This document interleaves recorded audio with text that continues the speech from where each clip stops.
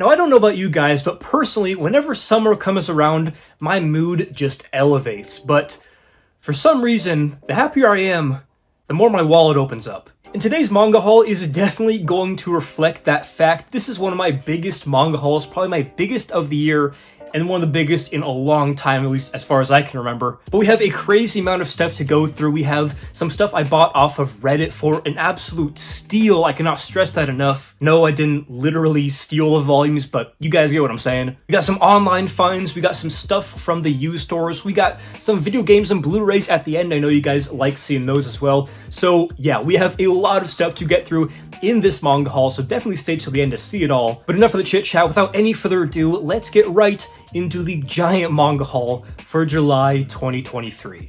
Alright, so first things first, we're going to start off with the manga that I picked up from my used store. I believe all three of these volumes came from the same half-price books, which you guys know has blessed me in the past and continues to do so. But the first two volumes we have here are 1 and 2 of Shuzo Oshimi's Inside Mari. Now, this is a series that I had on my 2023 wish list, and I finally got 2 volumes for this series in my collection. Got these for $6.50 each, which is a good deal off of retail price. Now, I'm actually really proud of myself for these 2 volumes because they actually had more volumes than just these 2, but somehow I was able to restrain myself to draw in my excitement and say, you know what, I'm gonna try these first 2 volumes, see how it goes. If I like them, I'll get the rest, and if not, I'm glad I only bought the first 2. And then the other volume I got from the half-price books you may have seen on my TikTok, but that is volume 1 of The Ring. Now, this is of course a horror manga. I believe there are 4 or 5 volumes in this little mini-series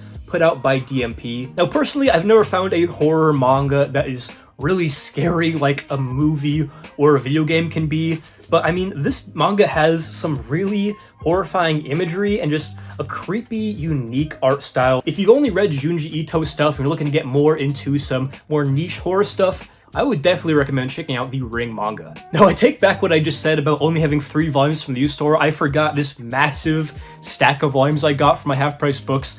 That is a bunch of volumes of Soul Eater. Now, I was super excited when I saw these on the shelf because I just don't see these out in the wild very often, but as you can see, we have volumes 5 through 22, it looks like, so I think I'm missing about 7 volumes from this completed set. But again, I was super excited when I saw these, but now that I have them, I'm kind of regretting it. I don't know, Soul Eater has always been a series that I've just kind of wanted the singles in my collection, but as I've tried to dial down the spending and have a more refined manga collection, I don't know if having these 25 volumes in my collection will be worth it. So to you Soul Eater fans, you gotta leave in the comments down below, should I watch it? Should I read it? Is it worth keeping physically? Or should I just find some other means to read it online? Alright, so moving on in the manga haul, we have some volumes that I got from eBay, and these are actually some shoujo manga volumes, which I'm sure many of you guys expected me to say in this manga haul, but after finishing up Basara last month and really enjoying it, I decided I want to wet my chops with some more shoujo manga that has come highly recommended.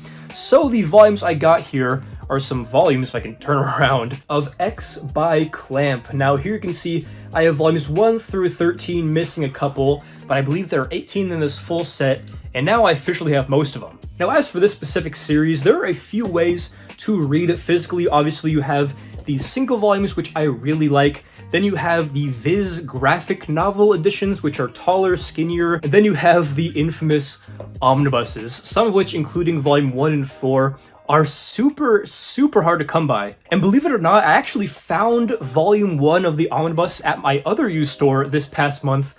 But as you can see, I decided to go with the singles after I sold it for a good amount. I figured that selling the omnibus and buying these singles would be the cheapest way possible to collect this series, and I mean, these manga covers are just so cool, as well as the spines, so I'm pretty happy with that decision. Alright, so now we're getting to the best part of the manga haul, and that is a mass of volumes that I got from one singular seller off of Reddit. Now, a couple days ago from when you're seeing this video, there was a manga swap post that got a bunch of traction. I mean, hundreds of comments, and it had some crazy steals for all sorts of manga series. And some of you guys might be a little salty, but it's just the name of the game. But I actually got reached out to by the seller about a week in advance when the post went live, asking if I wanted early dibs on any of the series. And spoiler alert, I bought a lot of his stuff. So the first big chunk of volumes I bought from the seller is a bunch of Osamu Tezuka manga. You guys know I love his stuff, and I got a whole lot of volumes from his newer DMP Platinum manga line. So we'll go through these pretty quickly, but here we have volumes 1 and 2 complete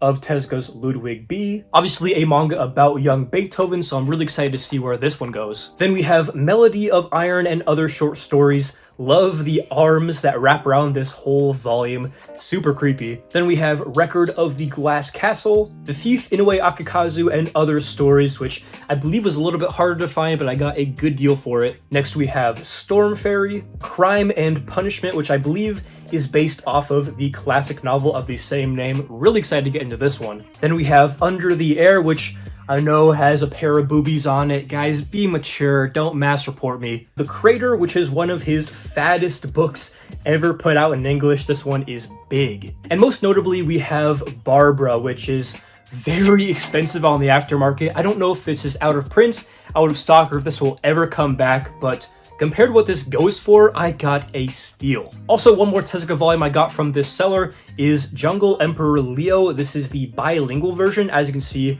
has Japanese text on the front. But when you look inside this volume, hopefully you can see, there is English, Japanese, maybe French? I can't remember, but you can read this in English. So because of that, I had to add it to the collection, and overall, this is just a really sick release. And one more Tezuka volume I got from not the seller, but from A Books, I think, is the final Astro Boy volume I needed in my collection. That is volume 14. Now I have a complete set of the singles, which is just awesome to see on the shelves. Now that would already be a lot of manga to buy from one person, but ladies and gentlemen, we are not done. We're only like halfway through the manga that I bought from this one seller. Believe me, this box was massive. But the next few volumes I got from the seller is a series that I have been interested in for years, but have never been able to find for a good price until now. That is volumes 1 through 3 of Mail. This is a little bit more of an obscure horror series put out by Dark Horse, I believe from the same mangaka or artist as Kurosagi Corpse Delivery Service. And these volumes are just really cool. Obviously, you have this kind of 8-bit analog horror type image. You guys know I love horror. I love out of print manga, clearly. So when I was able to find these 3 volumes for a great price after years of looking, it just made my heart sing. Absolutely love it. Now, speaking of horror, I think this next manga series is a horror/comedy series, I believe, that recently got reprinted by 7 Seas. You guys already know what I'm talking about. But here we have the entire set of Franken Fran. Now, hopefully I can show off these covers, but they are amazing. And I believe there is some nudity in this series, as you can probably tell by the covers. But this is one that's been getting a lot of hype recently because of the 7 Seas reprint. This series was very hard to find and expensive on the aftermarket, but recently got reprinted again by 7 Seas, so they're readily available, I believe. But fun fact, these are actually some of the older printings of this series that I believe feel a little bit better than the newer ones do. So a happy accident, I'm not complaining, and glad to have this series finally in the collection. And last but definitely not least, we have a manga series I've had my eye on for years, again, but finally found them for a steal. These were also pretty hard to find the last couple of years, but now I believe they're back readily available, and I have them in my collection finally. And that is volumes 1 through 5 of Erased in these beautiful Yen Press hardcovers. Now, Yen Press has been sending me some really good stuff recently.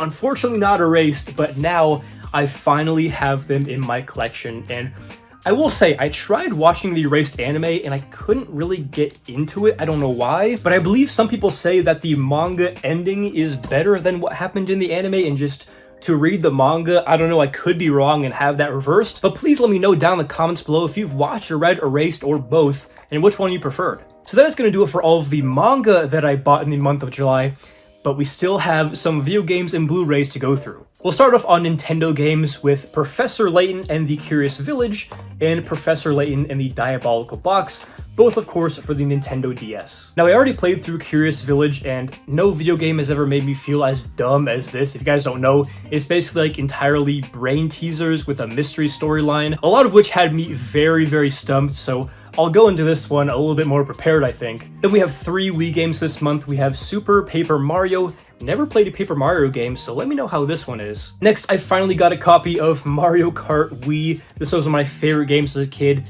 Never owned it, just kept renting it over and over from the video store, but I finally own it. And then we have Last Story, which is definitely the most expensive game in my collection on the Wii for sure. Shout out to Blue Tempest for putting me onto this game. It's kind of like a JRPG that was very late in the Wii's life cycle, so very graphically advanced for the system. And I've heard that the gameplay in this one is super fun, so glad to have found this for a great price. And the last two games we have are first Prince of Persia: The Warrior Within for the PS2.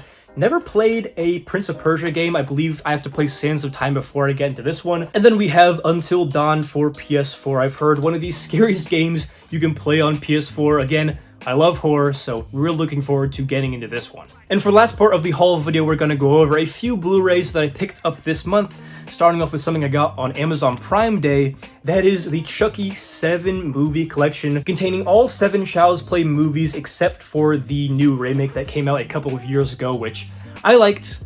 Probably don't need to own, but some of the movies in this box are my favorite horror movies ever, so this was a definite pickup. Next we have Jaws, which is the Universal 100th anniversary kind of collection book here. I already own this Blu-ray, but this one has some really cool artwork and, blueprints and just extra information, so I decided to upgrade. Then we have Scream. This is 1 through 3 in this one Blu-ray, and Scream 5. Scream 4 is one of my favorites, so I still have to pick that one up, but I'm glad to finally have some Scream movies in my collection. We have Evil Dead Remake from 2013, my second favorite Evil Dead movie. This one is awesome. And then we have City of God in my top 20 movies of all time. Not a horror movie, but one you should definitely watch. Some of those beautiful writing and cinematography I've ever seen in a movie. And then last but definitely not least, we have the Friday the 13th Scream Factory box set. This is every Friday the 13th movie that has been released from the original to the remake. And yeah, as you can see, there's beautiful artwork all over this box. Absolutely love it. Not my favorite horror franchise, but some of these movies are so much fun. Anyways, guys, that's going to do it for this media haul, I guess, for July 2023. The summer's been heating up, so have the purchases, clearly, but I could not be happier to add all this amazing stuff to my collection. So hopefully you guys enjoyed this video. If you guys did, make sure to leave a like and subscribe for more manga videos just like this. So yeah, this has been ThePromG. Hopefully you enjoyed the video, and as always, hope to catch you in the next one.